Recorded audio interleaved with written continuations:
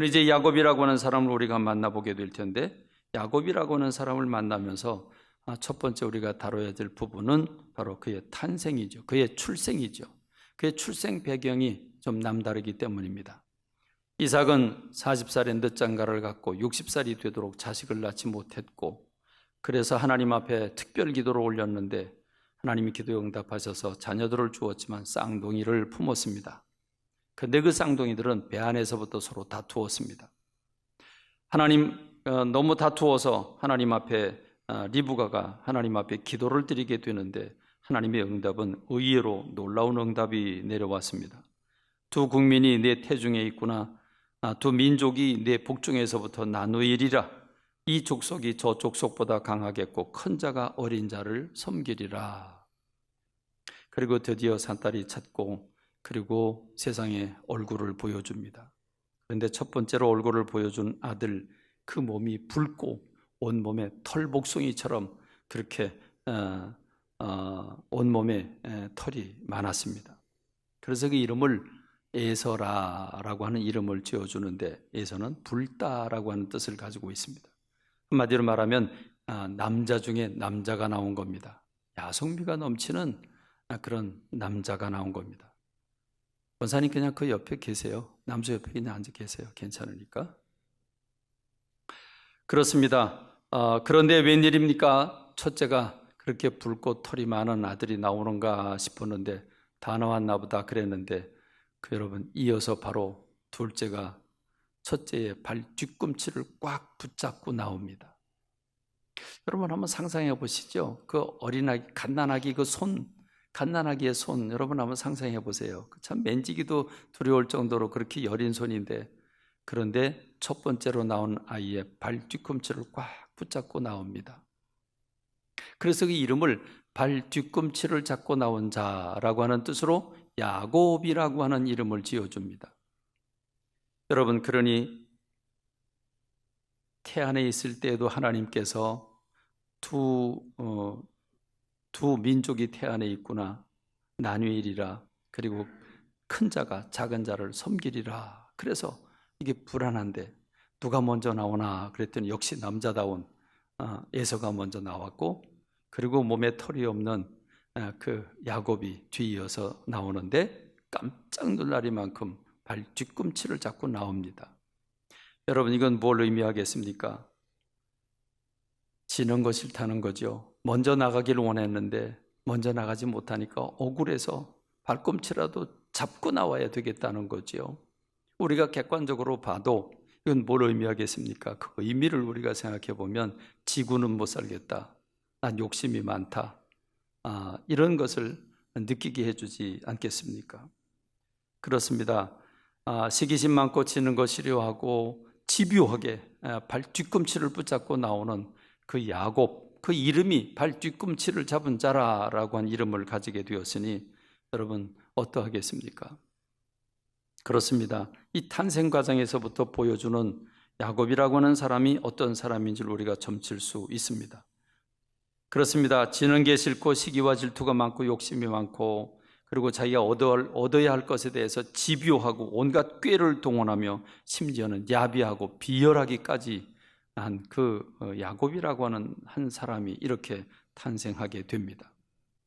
성경에서 소개되는 상당히 많은 분량의 성경에 소개되는 이 야곱이라고 하는 사람을 몇 가지 큰 사건을 추스리면, 첫 번째가 여러분 잘 아시는 대로 어린 시절 그가 꾸민 팥죽 사건입니다. 팥죽 사건, 여러분이 이미 이 스토리를 잘 알기 때문에 제가 그 스토리를 상세히 설명하지는 않겠습니다. 이 부분을 창세기 25장 34절은 야곱이 떡과 팥죽을 에서에게 주매 에서가 먹으며 마시고 일어나 갔으니 에서가 장자의 명분을 가볍게 여김이더라, 이렇게 말했습니다. 그리고 히브리서 12장 16절은 한 그릇 음식을 위하여 장자의 명분을 판 에서와 같이 망령된 자가 없도록 살펴라 그랬습니다. 하나님은 이 에서의 행위를 가리켜서 망령되다 그랬습니다. 망령되다, 미쳤다는 말이죠. 망령되다. 로마서 9장 10절에 보니까 이러한 에서에 대해서 내가 야곱은 사랑하고 에서는 미워했다라고 말씀하고 있습니다. 그렇습니다. 야곱은 비열하게 그 형 에서가 가장 배고플 시간, 백기를 둘 수밖에 없는 시간, 함정을 파놓고 기다리고, 그래서 야수를 잡듯이 그렇게 에서에게 항복 문서를 받아내고 장자의 명분을 사게 됩니다. 이것은 하늘의 기록이 됐고 하나님은 그것을 승인해 주셨습니다. 두 번째 사건은 거의 사기 수준에 해당되는 축복 가로채기죠. 여러분, 이 야곱이라고 하는 사람 어머니와 공모를 해서 축복을 사기하듯이 가로챈 이 사건은 어떻게 됐습니까? 아버지, 어머니, 형제를 떠나 가족이 다 뿔뿔이 흩어져서 결국 외삼촌 댁으로 가 20년 동안 흩어져서 살아야 되는 그런 어려움을 겪게 됐습니다. 형과는 원수지간이 되고 어머니 리브가는 그 후에 아들을 보지 못한 채로 세상을 떠났습니다. 이 모든 책임은 내가 질 것이라고, 너는 내가 시키는 대로 하라고 한 그 대가대로 그는 그 사랑하는 아들을 다시 보지 못하고 그는 세상을 떠났습니다. 이삭은 얼마나 허전한 노년을 보내게 되었을까요? 이 야곱이 이기적으로 행동한 이 사건 하나로 말미암아 이삭의 가족은 완전히 불행으로 치달아지게 됐습니다. 한 사람의 선택이 이렇게 무서운 결과를 가져오게 되었다는 거죠. 세 번째 사건은 밧단 아람 외삼촌 댁에서 일어납니다. 이제 야곱의 삶의 현 주소는 밧단 아람이라는 외삼촌 라반의 집입니다. 라반의 집에서 20년 동안 머무르면서 놀라운 일들이 일어나게 되죠. 그는 한 달 동안 일을 했습니다. 일을 하고 나니까 외삼촌이 미안하죠. 이 젊은 조카가 와가지고 일을 도와주는데 너무 고맙습니다. 그래서 야, 네가 조카지만 내가 너한테 공짜로 일 시킬 수는 없지. 네가 품값을 내가 너에게 줄 테니까 너 어떻게 했으면 좋겠는지 얘기를 해라. 그랬더니 이 라반에게는 딸이 둘이 있는데 큰 딸은 레아고 두 번째는 라헬인데 라헬이 이뻤습니다. 언니보다 훨씬 이뻤습니다. 그래서 한눈에 반하게 되지요. 그래서 야곱이 얘기를 합니다. 외삼촌, 제가 7년 동안 열심히 일할 테니까 둘째 딸 라헬을 저에게 아내로 주십시오. 그래, 좋지. 내가 다른 사람 주는 것보다 너에게 주는 게 훨씬 나한테는 좋지. 그래, 그럼 그러자. 7년을 하루처럼 열심히 둘이 사랑하면서 하루처럼 그렇게 7년을 지내고 마침내 삼촌에게 얘기를 합니다. 약속한 날짜가 지나갔는데 아내로 주시기를 원합니다. 그래, 그럼 결혼식 올리자. 그리고 결혼식을 올리고 첫날 밤 지나고 났는데 눈 뜨니까 라헬이 아니고 레아였습니다. 그래서 너무 황당해서 외삼촌한테 달려갔더니 우리 지방에는 동생을 먼저 시집 보내는 법이 없다고. 네가 그렇게 라헬을 원하면 7년을 더 일하라고. 그럼 내가 라헬을 주겠다고. 그런데 일주일 후에 결혼식을 하자. 네가 약속을 지키겠다고 하면 일주일 후에 내가 아내로 줄 테니까 7년 더 일을 해라. 좋습니다. 하겠습니다. 이렇게 해가지고 14년의 일을 하게 됩니다. 14년 마치고 난 다음에 그는 삼촌에게 얘기합니다. 이제 집으로 돌아가겠습니다. 그러니까 삼촌이 네가 우리 집에 온 뒤로 내가 복을 받았는데 하나님 너를 통해서 복 주셨는데 내가 우리 집에 유하라 이렇게 얘기를 해서 6년의 삶을 더 살게 되면서 재산을 증식하게 되는 게 20년입니다. 이 20년 동안에 그는 11의 아들을 낳고 이삭 집으로 돌아가는 와중에 하나를 더 낳아서 12아들을 낳게 되는데 2명의 아내와 그 2명의 아내가 서로 치열하게 아들 다툼을 하게 됨에 따라서 그 몸종들을 야곱의 아내로 또 첩으로 들이게 되고 그래서 야곱은 20년 동안 4명의 아내를 그리고 11의 아들을 얻게 됩니다. 자, 그런데 이 삼촌네 집에 가서도 재벌은 못 주죠. 평생 그렇게 살아온 방식이 뭐 달라지겠습니까? 14년이 지나고 난 다음에 야곱은 볼멘소리를 합니다. 제가 삼촌 댁에 온 이후로 삼촌이 저를 통해서 어마어마한 부자가 되셨는데 저는 뭡니까? 저는 언제 내 집을 만들겠습니까? 그러니까 좋다. 그럼 내가 품삯을 어떻게 계산해 주면 좋을까? 그랬더니 야곱이 그러면 이 양과 염소와 소 중에서 얼룩얼룩하고 점이 있고 검은 색깔이 난 건 숫자가 적으니까 그 저한테 주십시오. 그래서 좋다. 그럼 그렇게 하자. 다 갈라놓습니다. 그래서 순수하고 오리지널은 다 라반의 것이 되고, 그리고 수키로 떨어져서 야곱의 재산이 분리되게 됐습니다. 그 다음부터 야곱은 이제 몰두를 합니다. 어떻게 하면 재산을 증식하게 할까? 그래서 그는 꾀를 쓰지요. 그의 전문이 꾀 쓰는 거 아니겠습니까? 수단과 방법 가리지 않고 자기 재산을 증식하기 위해서 꾀를 씁니다. 하나님이 약속해 주셔서 주실 텐데 그는 온갖 꾀를 씁니다. 그리고 튼튼한 양, 건강하고 튼튼한 양이 오면 얼른 그 나무를 꺼내놓고 그 물속에 세워놓고, 그리고 비실비실한 양이 오면 빼놓고, 그래서 좋은 양들은 다 야곱의 양들이 되고 비실비실한 건 라반의 양들이 됩니다. 그러니 여러분, 무슨 문제가 생기겠습니까? 라반의 집이 뒤집어지게 되는 거죠. 뭐냐 저놈 저거. 저 야곱이 우리 집에 온 뒤로 우리가 복받은 것도 사실이지만 저놈 때문에 우리 재산 지금 다 뺏겼다. 이러면 안 되겠습니까? 분란이 일어납니다. 난리가 났습니다. 야곱이 라반의 안색을 본즉 자기에게 대하여 전과 같지 아니하니라. 그럴 때 하나님께서 교통정리를 해주시지요. 너는 이제 일어나서 아버지가 있는 이삭이 있는 곳으로, 고향으로 돌아가라 라고 말씀을 하십니다. 그래서 가족 식구들을, 자기 부인들과 아이들을 다 불러놓고 여차여차해서 내가 이 집에 와서 이렇게 희생하고 헌신했는데 지금 이렇게 내가 공격을 당하고 있다. 하나님이 가라고 하니까 이제는 고향으로 돌아가야 되겠다. 그러니까 가제는 개편이라고, 그동안 같이 살았으니까 부인들이 다 아버지를 원망하고 그리고 남편의 편을 듭니다. 그런데 여러분, 재미있는 일이 생기죠.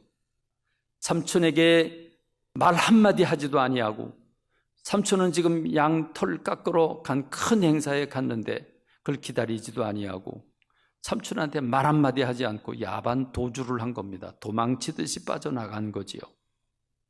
더구나 라헬은 아버지의 드라빔, 점치는 도구를 훔쳐가지고 그 가정 수호신으로 섬기는 걸 훔쳐가지고 가고 있는 겁니다. 지금 라반은 전혀 모르고 있다가 3일이 지나서야 그 소식을 듣습니다. 집에 와보니 텅텅 비어 있습니다. 여러분, 이게 얼마나 충격이겠습니까? 딸들과 손주들 다 데리고 말 한마디 없이 바람과 함께 사라져 버렸으니 라반이 가만히 있을 리가 없죠. 형제들과 자식들 데리고 가자. 그리고 추격을 하는데 3일이 지나서 알게 됐는데 일주일 동안 밤낮을 가리지 않고 쫓아갑니다. 쫓아가 추격을 해가지고 만납니다. 그런데 여러분, 만나기 바로 전날 밤에 하나님께서 라반의 꿈속에 나타나셔서 내가 내일 야곱을 만나거든 야곱의 선악간에 시시비비 걸지 마라, 문제 삼지 마라 라고 하나님이 라반에게 말씀을 하십니다.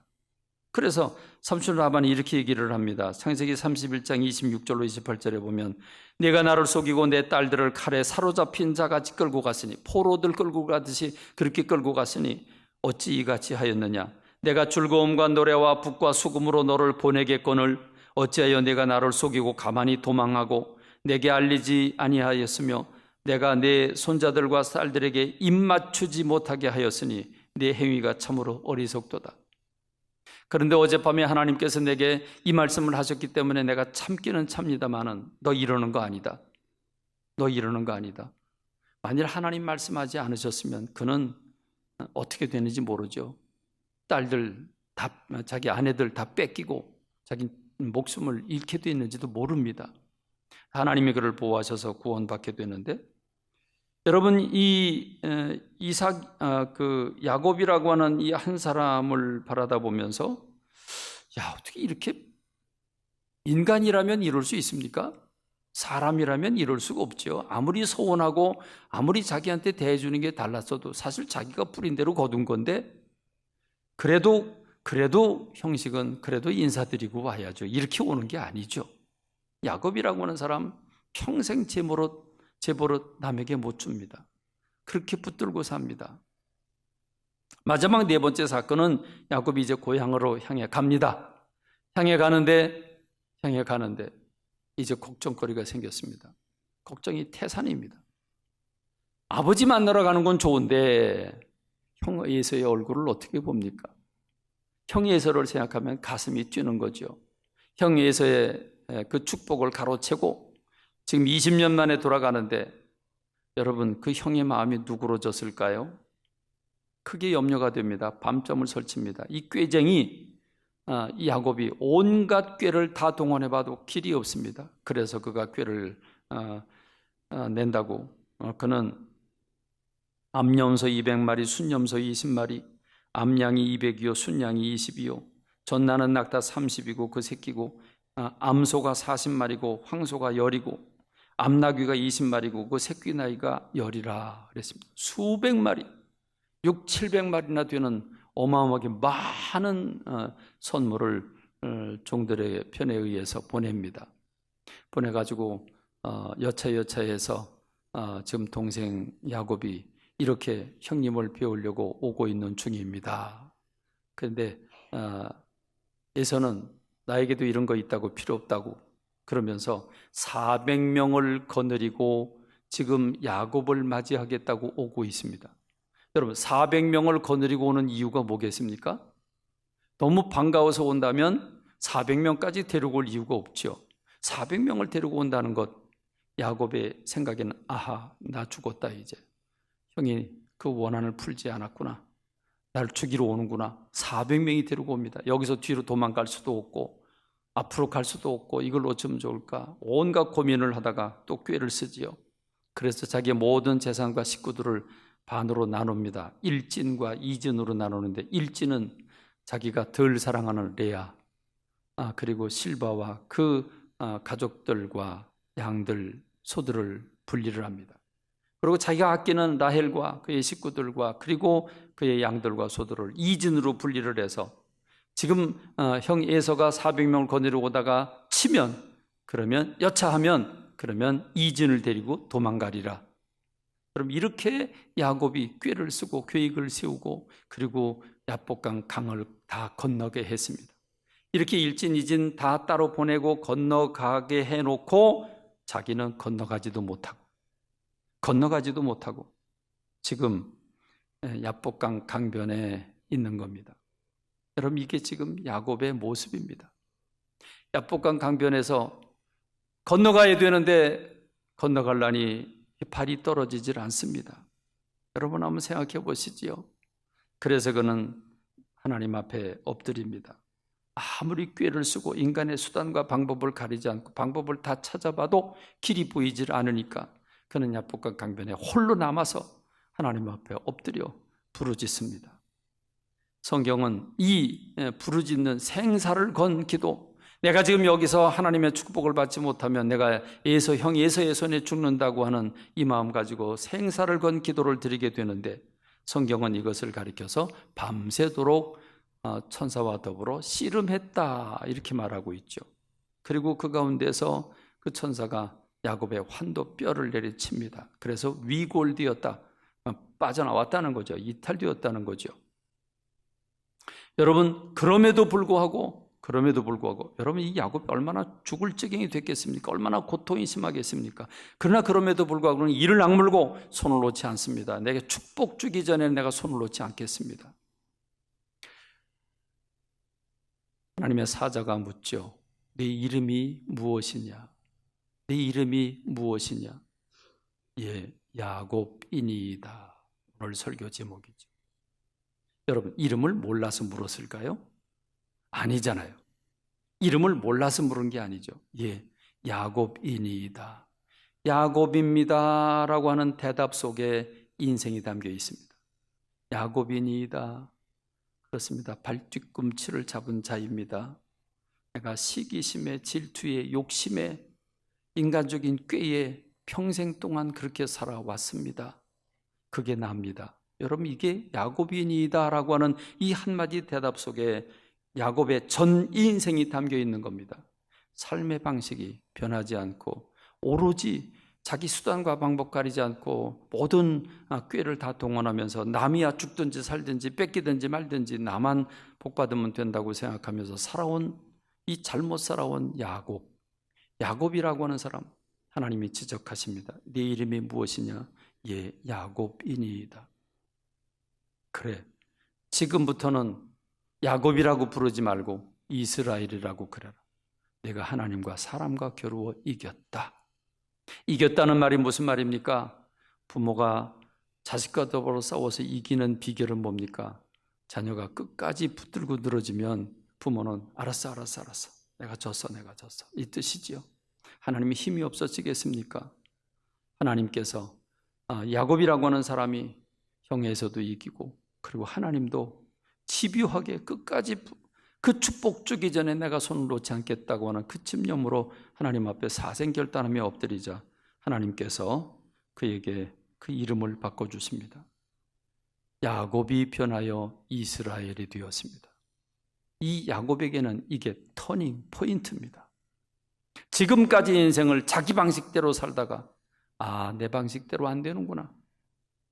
내 방식대로 안 되는구나. 꽤 써서 되는 게 아니로구나. 그리고 비로소 그가 하나님 앞에 엎드려 하나님이 함께 하심으로 그가 환도뼈가 부러졌는데, 여러분, 환도뼈가 위골되었는데 어떻게 됐겠어요? 다리를 질질 끄는 거죠. 다리를 질질 끌면서 형 에서를 만납니다. 형 에서가 저 먼 거리에서 400명을 이끌고 내 이놈의 자식 때려 죽인다고 그러고 오는 건데, 그럼 저 먼 발치에 야곱이 보이는데 어떻게 보여요? 다리를 질질 끌고 옵니다. 여러분, 그렇게 끌고 오는, 차라리 씩씩한 모습으로 나타나면 때려치기라도 하겠는데 저거 질질 끌고 오는 모습을 보니까 갑자기 무슨 마음이 들어요? 측은지심이 생기는 거죠. 측은한 마음이 생겨요. 그래서 그를 끌어안고 엉엉 울면서 극적인 형제 이산 가족 상봉이 이루어지게 된 겁니다. 그렇습니다. 아브라함에게는 100살의 아기를 낳게 된 것이 터닝 포인트가 됐습니다. 이삭이라고 하는 사람에게는 그 어린 나이에 장작담이 올려져서 아버지가 든 칼끝을 바라보며 그가 죽음의 위기 속에서 구원해 주신 하나님, 그 하나님을, 살아계신 하나님을 만나면서 그는 하나님 앞에 바로 서게 됩니다. 야곱이라고 하는 사람 평생 참 다른 사람 아프게 하고 괴롭게 자기 욕심만 채우려고 살아갔지만 결국에는 하나님 앞에서 야곱이라고 하는 사람이 이스라엘이라고 하는 이름으로 바뀌면서 새로운 삶을 살게 되는 줄로 믿습니다. 야곱이라고 하는 사람의 삶을 뒤져보면서 우리가 뭘 느낍니까? 하나님이 위기 때마다 도우셨습니다. 아버지 품을 떠나서 어머니의 품을 떠나서 광야를 갈 때 그 외로운 나그네 사닥다리 꿈을 통해서 미래를 약속해 주셨습니다. 삼촌 라반이 그를 쳐부시기 위해서 올 때에 하나님은 그의 꿈속에서 야곱을 치지 말라고 조언해 주셨습니다. 하나님께서 형 에서의 마음을 누그러뜨려 주셨습니다. 하나님이 돕지 않으셨으면 야곱은 존재조차 불가능했습니다.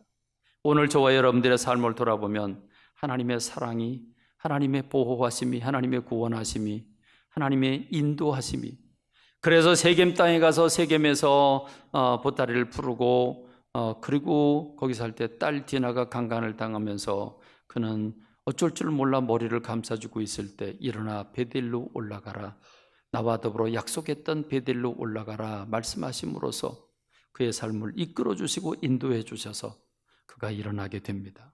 그렇습니다.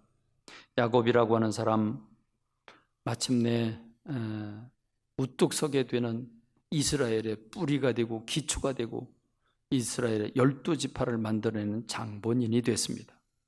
오늘 저와 여러분들이 야곱이라고 하는 사람을 통해서 연약한 내 모습, 부끄러운 내 모습, 그 치부를 드러낸 야곱을 보면서 우리의 이 치부를 주님 앞에 내놓고 주님 앞에서 치유받고 하나님의 사랑과 도움과 인도하심을 받아서 승리하는 저와 여러분 되기를 주님의 이름으로 축원합니다.